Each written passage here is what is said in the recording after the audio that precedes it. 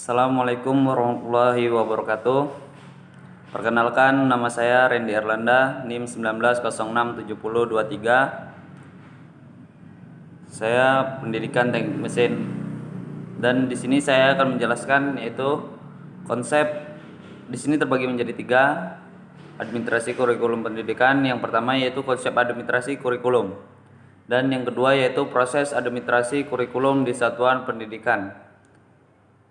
Dan yang ketiga yaitu keterlibatan guru dalam administrasi kurikulum. Baiklah, di sini saya akan menjelaskan yang pertama yaitu konsep administrasi kurikulum pendidikan. Konsep administrasi kurikulum pendidikan yaitu sebenarnya terbagi menjadi 2. Yang pertama yaitu harus efektif dan efisien demi membantu tercapainya suatu pendidikan yang telah ditetapkan oleh pemerintah Indonesia supaya berjalannya administrasi kurikulum pendidikan. Dan yang kedua yaitu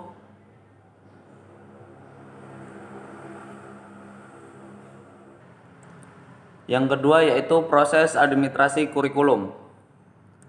Proses administrasi kurikulum terbagi menjadi 4 bagian. 4 bagian yaitu yang pertama perencanaan, dan yang kedua pelaksanaan, dan yang ketiga yaitu pengawasan, dan yang terakhir yaitu evaluasi. Yang pertama yaitu perencanaan. Perencanaan kurikulum sebagian besar dilaksanakan dan ditentukan oleh Departemen Pendidikan Nasional di tingkat pusat. Ini berarti bahwa di tingkatkan daerah dan sekolah tidak ada perencanaan kurikulum. Perencanaan kurikulum yang dilakukan oleh Departemen Pendidikan Nasional di tingkat pusat meliputi hal berikut. Di sini terbagi menjadi 2 bagian, yaitu yang pertama penyusunan program dan pengembangan kurikulum yang terdiri atas landasan program dan pengembangan kurikulum, garis-garis besar program pengajaran, dan yang terakhir yaitu pedoman pelaksanaan kurikulum. Dan yang kedua yaitu penyusunan pedoman teknisi pelaksanaan kurikulum seperti pedoman penyusunan kalender pendidikan, pembagian tugas guru, penyusunan jadwal pelajaran. Perencanaan kurikulum yang akan digunakan untuk sekolah seperti kurikulum tingkat satuan pendidikan harus berlandaskan kepada Pancasila sebagai falsafah negara Undang-Undang 1945 yang mengamankan untuk mencerdaskan kehidupan bangsa. Pengembangan dan perumusan kurikulum itu sendiri yaitu prinsip relevansi, prinsip efektivitas, prinsip continuous, dan prinsip fleksibilitas. Perencanaan kurikulum yang dilakukan di tingkat daerah juga meliputi penyusunan rencana pelaksanaan kurikulum seperti penyusunan kalender pendidikan untuk setiap tahun ajaran pada masing-masing daerah. Penyusunan kalender pendidikan dimaksud agar terdapat pembakuan pelaksanaan kegiatan di sekolah, sehingga setiap kepala sekolah dapat mengadakan perencanaan dan pengaturan secara cermat terhadap kegiatan di sekolah yang dipimpinnya. Di sini kalender pendidikan antara lain berisikan permulaan tahun ajaran, penerimaan siswa baru, dan persiapan tahun ajaran baru.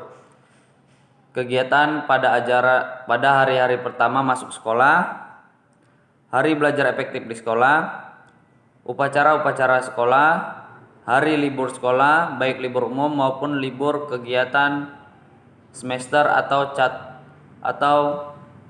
kurikulum atau ekstrakurikuler. Dalam melaksanakan pendidikan wajib memperlihatkan prinsip operasional kegiatan sekolah, antara lain Di sini terbagi menjadi 4. Yang pertama yaitu setiap kegiatan mempunyai fungsi peningkatan mutu, efektivitas, dan efisien pendidikan. Setiap kegiatan mempunyai kaitan fungsional dengan kegiatan lainnya yang relevan. Dan yang ketiga yaitu dalam fungsinya untuk meningkatkan mutu pendidikan, kegiatan kurikuler dan ekstrakurikuler merupakan satu keseluruhan yang integratif. Dan yang terakhir yaitu penjadwalan kegiatan ekstrakurikuler menjamin kelancaran dan efektivitas pelaksanaan kegiatan ekstrakurikuler. Dan yang kedua yaitu pelaksanaan. Kegiatan yang dilakukan guru dalam pelaksanaan kurikulum di sekolah meliputi penyusunan program pengajaran semester dan tujuan penyusunan program pengajaran semester atau caturwulan ini adalah untuk menjabarkan bahan pelajaran yang akan disajikan guru dalam proses belajar mengajar, mengarahkan tugas yang harus ditempuh guru agar pengajaran yang dilakukan secara bertahap dan tepat. Fungsi program pengajaran semester atau caturwulan ini adalah pedoman bagi guru dalam penyelenggaraan pembelajaran selama 1 semester dan caturwulan. Dan yang kedua yaitu bahan oleh kepala sekolah dan pengawas dalam melakukan pembinaan terhadap guru dan yang lain-lain. Yang ketiga yaitu pengawasan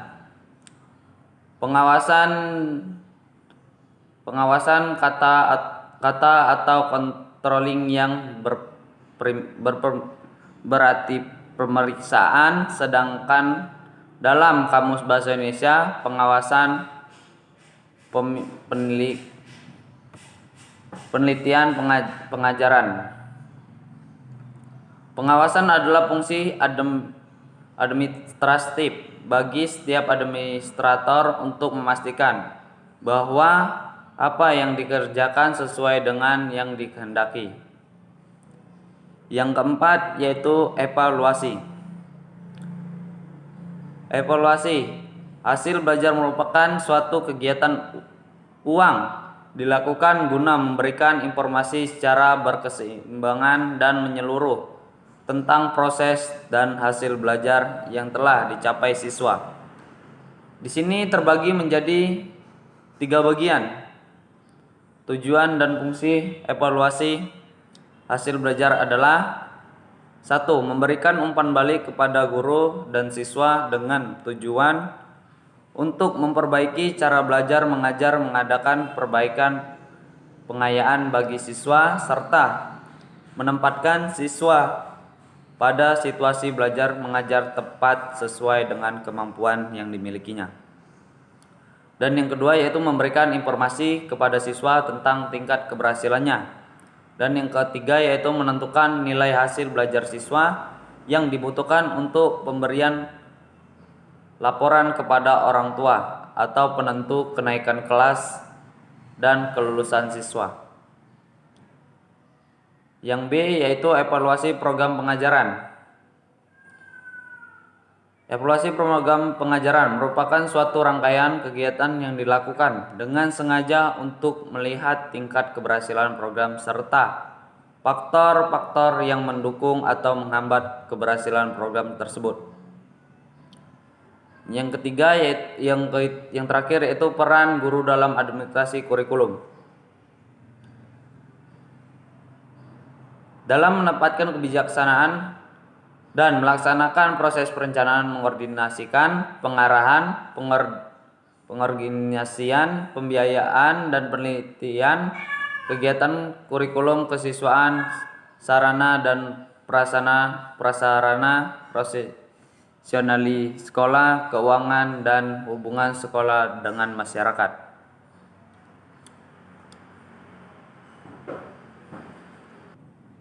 Dan yang terakhir yaitu peran guru dalam administrasi kurikulum. Peran guru sebenarnya banyak. Yang pertama yaitu mengajarkan serta membimbing dan memberikan contoh yang terbaik untuk mahasiswanya supaya mendapatkan nilai yang terbaik untuk kelulusan serta mencapai cita-citanya.